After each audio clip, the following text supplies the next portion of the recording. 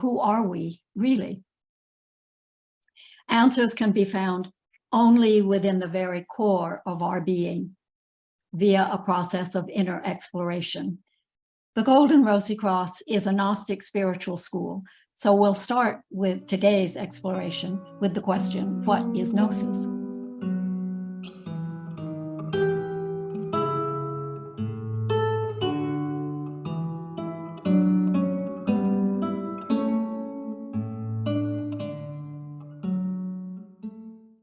Gnosis is the Greek word for knowledge, specifically knowledge of God, and even more specifically, firsthand experiential knowledge of God.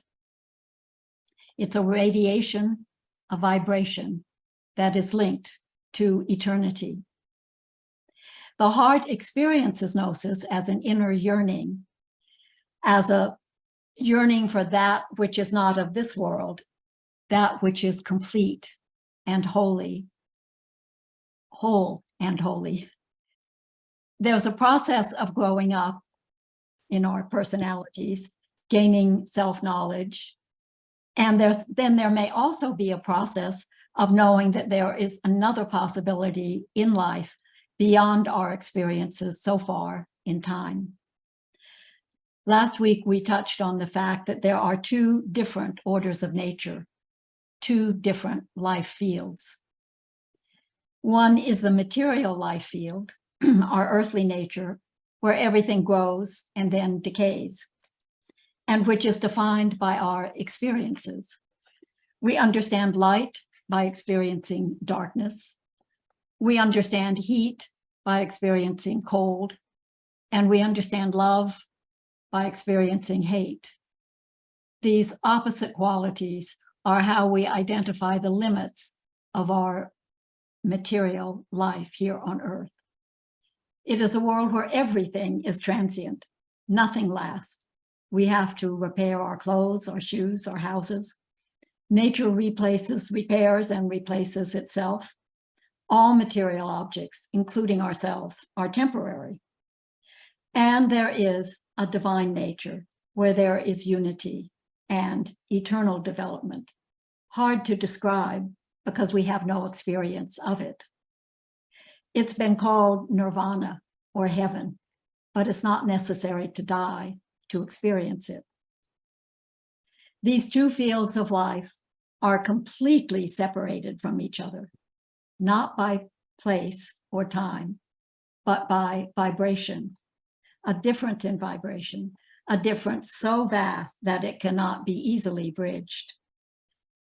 From the ancient wisdom teachings, the Egyptian mysteries refer to this duality by means of the image of the Sphinx.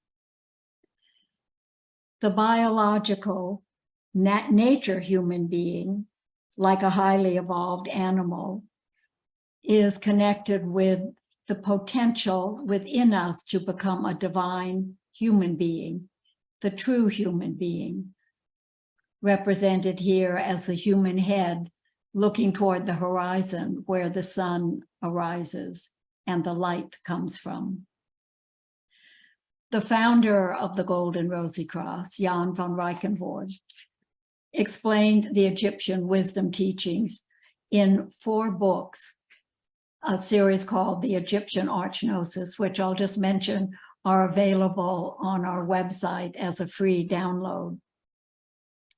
And in these books, there are dialogues where a mysterious being who calls himself Pymander, meaning shepherd or guide of humanity, where he explains the mystery of the Sphinx. Of all creatures of nature, only man is twofold, says Pymander. The seed of immortality exists in the human system. It is the spirit spark, also indicated as the rose of the heart, as well as the mortal being, the transient human being, the natural figure. One cannot find another creature with a similar twofold nature. Due to this spirit spark in our hearts, we are actually twofold beings with the possibility of living in both life fields simultaneously.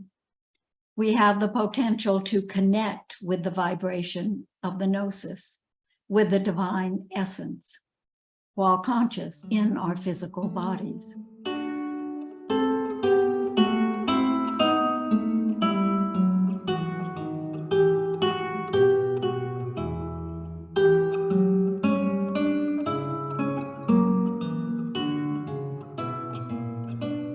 To continue this, I'd like to take the topic of today that said time and eternity, and just for this part of the presentation, reverse it and say eternity and time.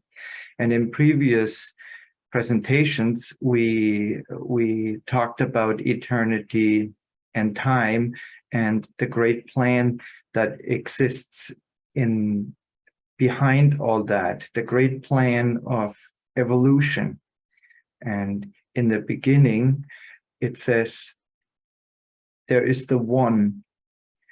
It also in various parts of the world or religion, it is called the unmanifested or God, or in the Bible, it talks about in the beginning was the Word. And then came the manifested, which manifested in two ways, one in spirit and one in matter. And from those two developed consciousness. And here we're sharing a very simple diagram. So we're not now by voice and literary, we're going by a diagram. And you can take a look for a moment at this.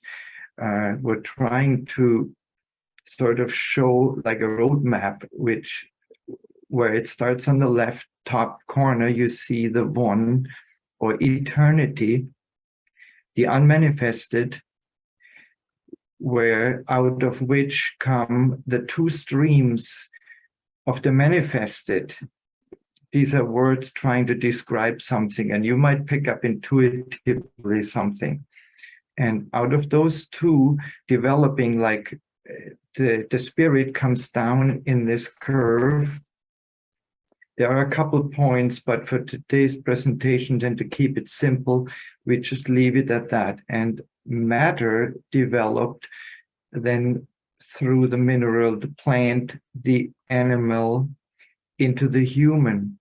And together with the human living, developing consciousness, the ability to identify with its self developed. And then with this was the opportunity to grow further and develop the connection with the divine spirit or the true self. And then to go on to new consciousness and the true human being. However, not all entities that developed follow this path. With some of them, self-identification came in, and they developed the self-identification focused on the ego self. And you might find in some literature the story about Narcissus, who was a co-creator in this great plan. And he saw what he created and he liked it and he fell in love with his creation. And when he looked in the puddle of water, he saw his image that he created, and that made him fall into the puddle. And with that, he found himself in a different realm and no longer where he was before. And so the story of Narcissus sort of tries to describe in a way what happened to us. And so these beings that identified with the ego or the I ended up not on the yellow path continuing, but they ended up in a cycle in sort of an emergency holding pattern, a holding place where they are able to make life experience with, and we call that the cycle of birth, life, and death.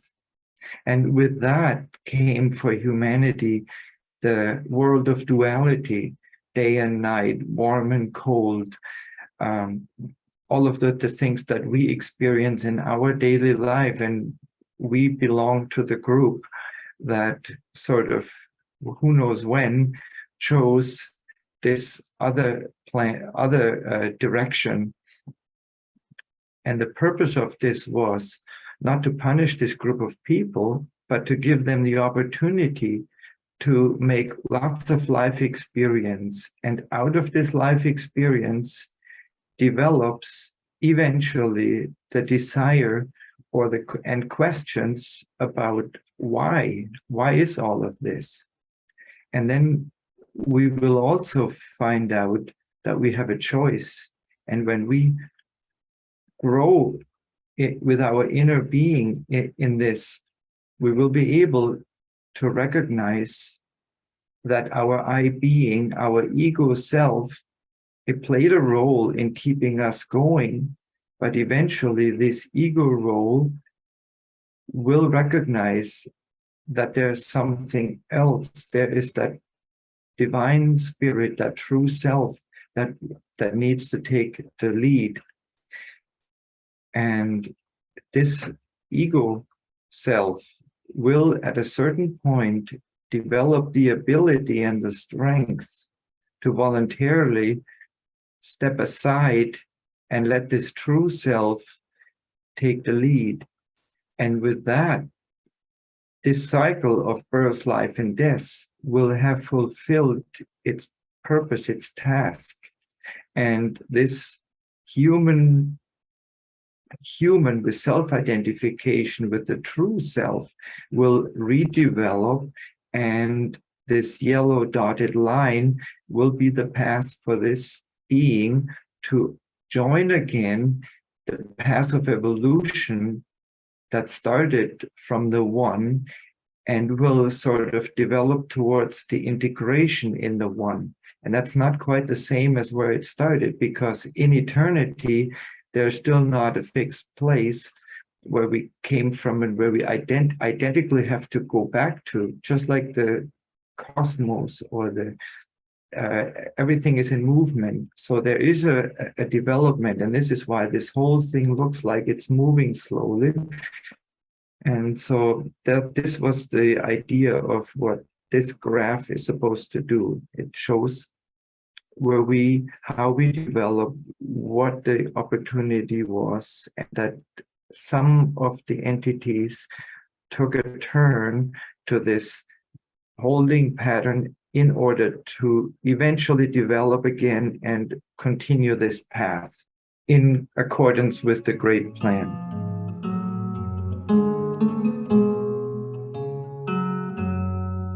What Wolfgang just described and what this graph made so clear, it kind of showed those two different life fields, or call it two different nature orders. So we have the transient, which was the real. This is where we are. But at the same time, we are within, we are surrounded by this divine or eternal life field that isn't anywhere else. And all universal wisdom teachings since the dawn of humanity, they always spoke about these two life fields and the human being this twofold human being. So we belong to both life fields. So here you can see us, and as us in a microcosm. So maybe let's start with our part of being that belongs to our familiar nature, this nature of rise, shine, fade, and the transient nature. So it's our body. And then also there are the subtle bodies, so which is the etheric body, which actually is the life body, the life energy that innervates, that kind of gives life. And then we have the astral body. It's call it the emotional body. So it's kind of what drives us. It's another kind of energy. And we have all as human beings the beginning of a mental body. So all these different, we call it bodies or subtle bodies, it's all part of this nature. It's all part of the rise, shine, and fade. While the eternal or divine nature that is also part of us, it's this one spark in our heart, this, we call it a spark of the spirit in our heart, or the rose of the heart. So there are so many different terms for it. And same again, all universal wisdom teachings, they all speak about it in one way or another. And then this point, which is in our heart, is at the same time the center of an entire microcosm, a miniature or a small world. And we are inhabitants of this microcosm. And so what you can see here, the yellow golden part, the spark, and this is we as twofold beings, this is the eternal part of us, while everything else, it's transient.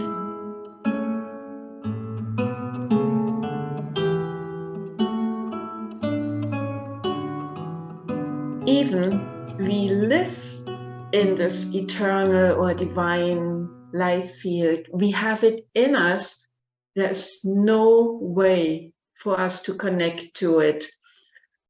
Because our entire being, as I showed, also our mental body, our emotion, everything, it's part of this world. And it's so different. It's a matter of vibration. We cannot even imagine the vast difference in between. So that's why we cannot connect to it. The key is our state of consciousness.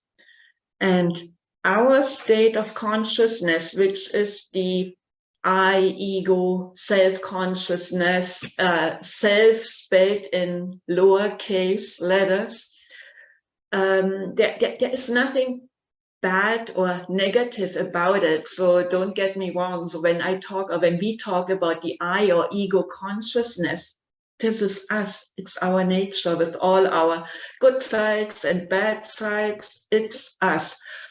But with this nature consciousness, we cannot connect to it. So therefore, the consciousness needs to change.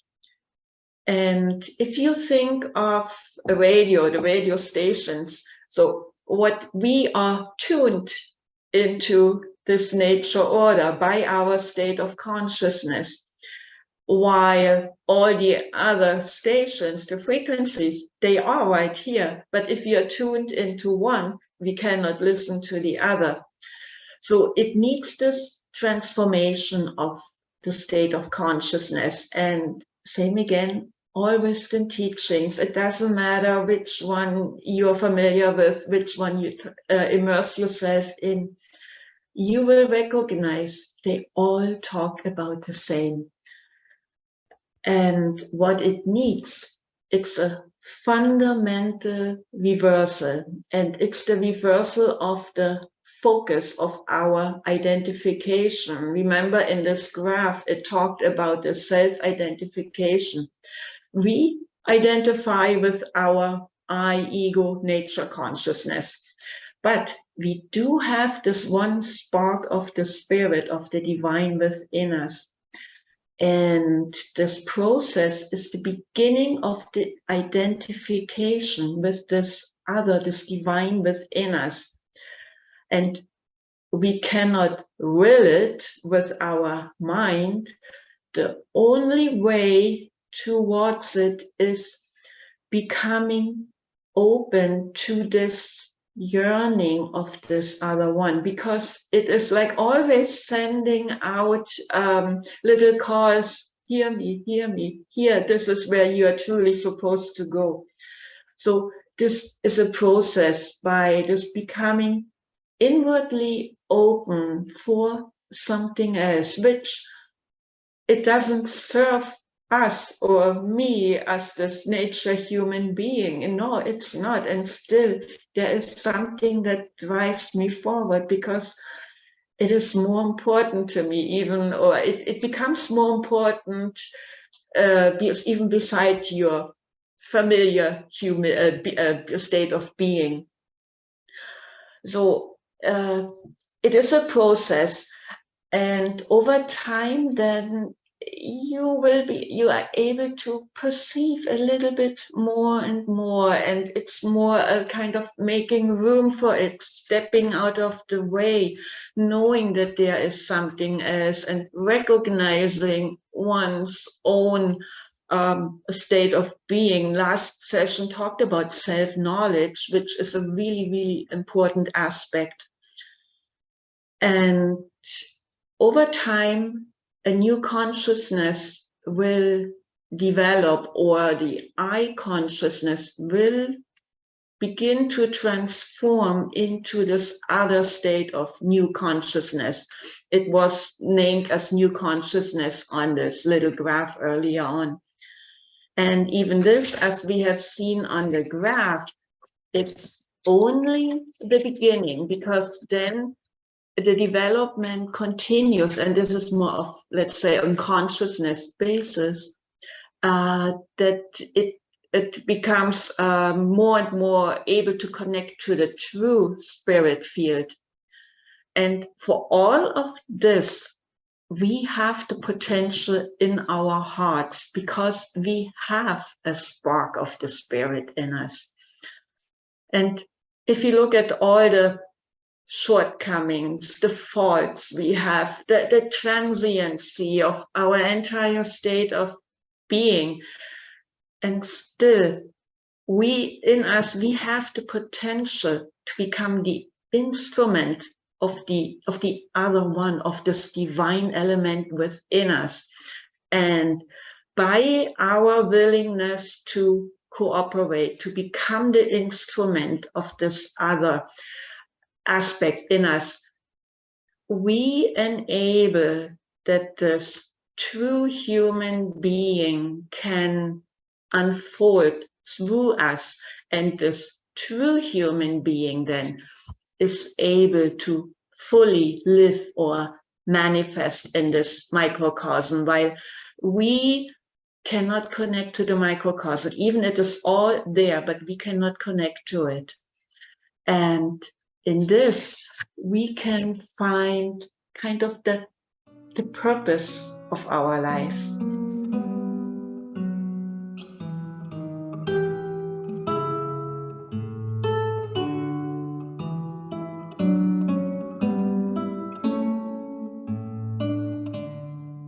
We have a spirit spark inside of us, which is like a rosebud that contains the plan of the Creator.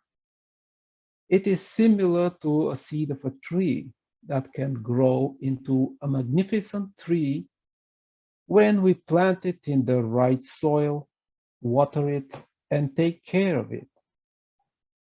The right soil for our spirit spark is our purified body, being in a spiritual group, and the right water is our positive attitude of life, our thoughts, feelings, and actions. When we provide these conditions, the spirit spark will wake up and unfold the divine plan which lies within us. This is our goal of life, to let the divine principle in us blossom. We are composed of two distinct orders of nature: the physical realm, which is subject to change and conflict, and the divine realm, which is represented by the Spirit spark in us. This is the eternal and unchanging essence of our being. These two orders constantly present us with a choice. Should we follow the path less traveled, the path that leads to the unfolding of the Spirit spark in us, or should we remain attached to our physical dimension on earth, which offers us comfort and familiarity? This is the question that every seeker must face and answer for themselves.